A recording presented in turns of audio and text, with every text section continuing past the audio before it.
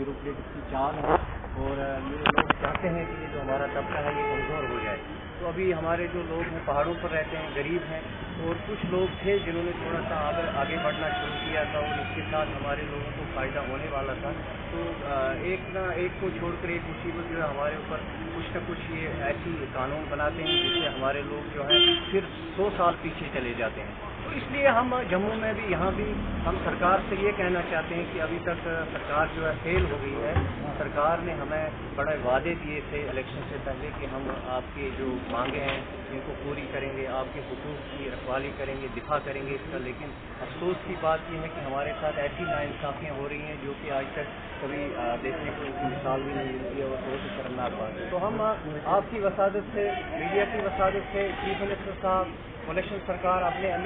MLA को request करना चाहते हैं कि वो ये जो ऑर्डर इन्होंने निकाला है हाईकोर्ट, ऑनरेबल हाई कोर्ट ने इसको वापस लें और हमारी रिजर्वेशन प्रमोशन जो है अपने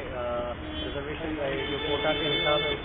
उसके हिसाब से लागू करें, और वरना हम हर डिस्ट्रिक्ट में एहतजाज करेंगे, हर DC को हम मेमोरेंडम देंगे और कम्युनिटी को हम जगाएंगे और हम इसका दिफा करना जानते हैं। लेकिन इससे पहले DC साहब इसको